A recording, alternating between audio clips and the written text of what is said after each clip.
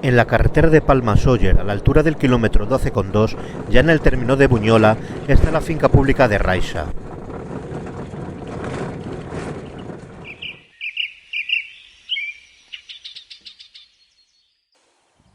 Raixa es una de las grandes posesiones de la comarca que debe ser visitada. Es una finca pública, cargada de historia, desde sus orígenes como alquería musulmana.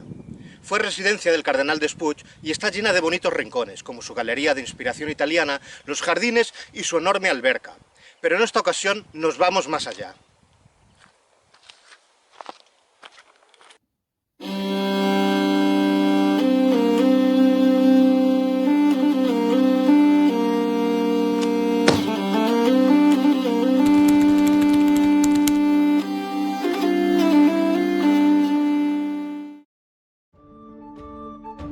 En el fondo del valle, a unos 2,5 kilómetros y unos 40 minutos a pie, está escondida entre las montañas la posesión de Raixeta, relacionada con Raixa.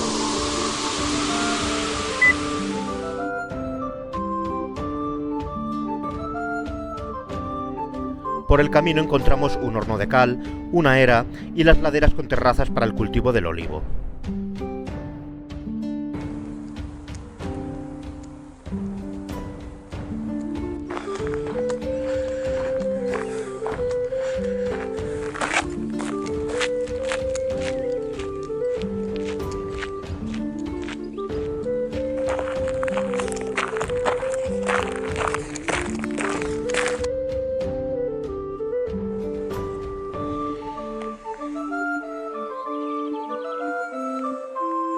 El valle, bastante abierto al principio, poco a poco se va cerrando según se sube y que por algún motivo se llama Comellar del Infern, en el tramo más alto. Hay varios caminos que se dirigen hacia allí, todos paralelos al torrente que baja de Pastorich. Siempre he conocido la finca deshabitada, desde mucho antes de que Raixa fuese pública, atravesando el bosque hasta llegar a Valdemosa y escuchando el golpeteo de los cuernos de las cabras luchando en las laderas, cuando todavía no venía nadie por aquí. Entonces, todavía se usaban las casas para guardar las ovejas. Desde entonces el deterioro ha sido progresivo.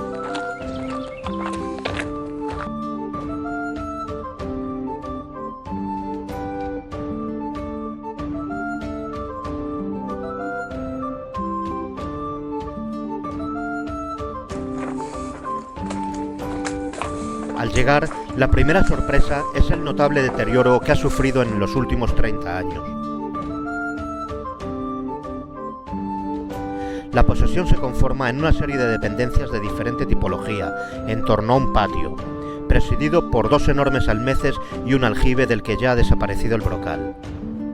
Se distingue perfectamente lo que era la almazara, la casa de los señores, la cocina y los establos. El escudo que vemos sobre el portal corresponde al tercer conde de Montenegro, Ramón Despuig Cotoner Martínez de Marcilla y Sureda, que también fue propietario de Raixa y levantó Raixeta en 1750. Vamos a ver cómo era esta posesión de montaña. Hay que entrar con cuidado porque hay tejas que pueden caernos encima, pero yo os lo cuento.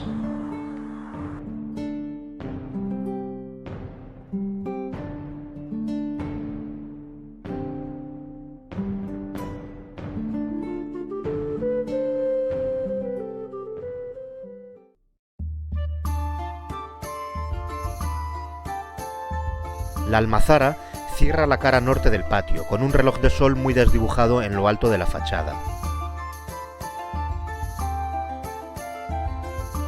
La forma una gran nave a doble vertiente, con la mitad del techo ya hundido, donde todavía quedan los elementos característicos de las antiguas prensas de viga, las piedras del eje y los pesos.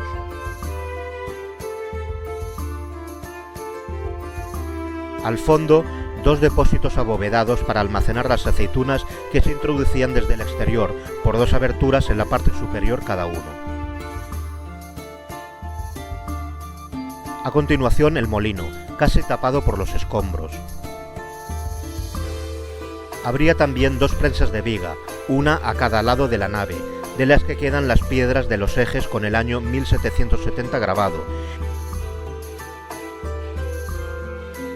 y los 2 contrapesos redondos cerca de la puerta.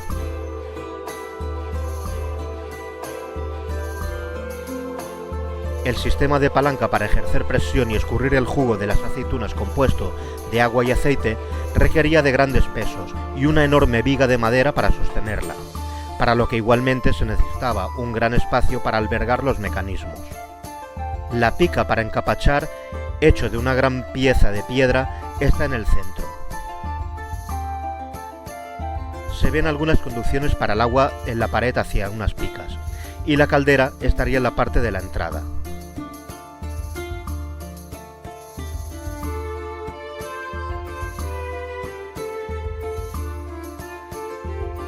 La fachada este está compuesta por las casas en sí. Es un edificio de 2 plantas con 2 portales y 5 ventanas.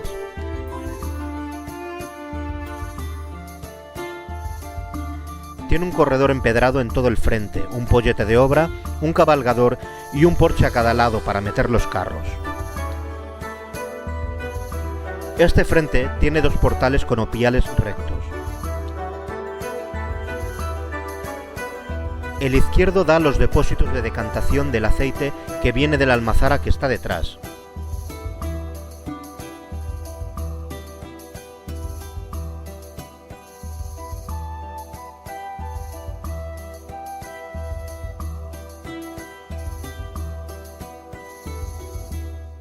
Y la parte posterior de la casa son unos establos seguramente para los burros o mulas. Por un estrecho pasillo se pasa al cuerpo derecho de la casa, que también tiene un portal desde el exterior, sobre el que está el escudo y que corresponde a la casa de los señores. La entrada da paso a una gran cocina acampanada, que recoge todos los humos de la chimenea y la tinaja para calentar el agua.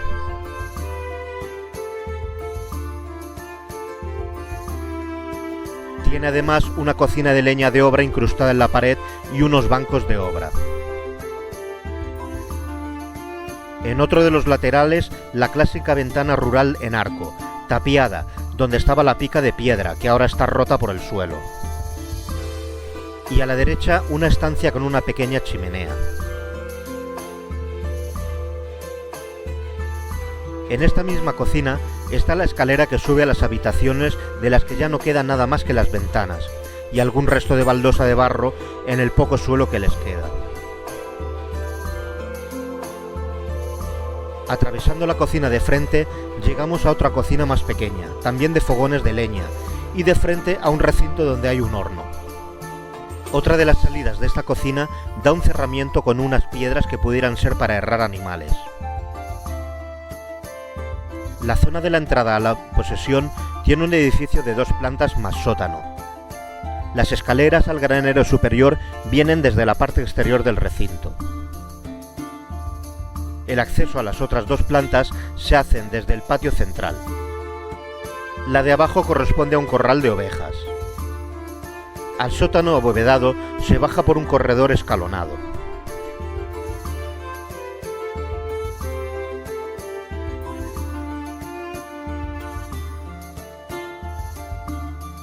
En el centro del patio está la abertura del aljibe, con el brocal ya desaparecido, a la sombra de 2 enormes almeces, uno totalmente muerto y el otro gravemente herido.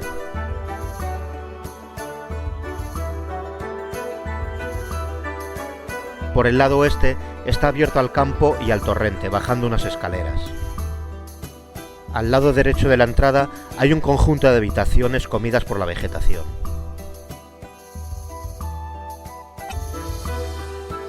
En el exterior, subiendo a la ladera, encontramos una era, un almacén, una alberca de grandes dimensiones y otra más pequeña.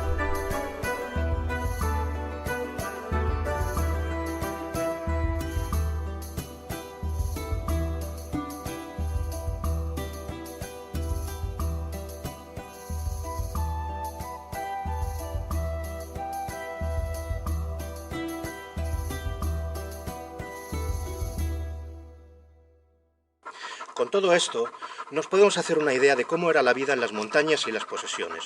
Eran grandes fincas rurales, con todos los elementos necesarios para la explotación agraria, donde vivían y trabajaban grupos de personas y animales continuamente. Hasta que los cambios de los modos de vida, la caída de rentabilidad, la mecanización y la globalización acabaron con este sistema. Muchas posesiones cayeron en desuso, se abandonaron, se arruinaron por la dificultad del mantenimiento de casas tan antiguas, tan grandes, con malos accesos y falta de red eléctrica en muchos casos. En las últimas décadas, gracias al turismo, muchas se han reconvertido en acogedores hoteles rurales, con todas las comodidades y servicios, luz eléctrica, calefacción, mobiliario, buena gastronomía, nada que ver con lo que vivieron aquellas gentes que habitaron estas casas como medio de subsistencia.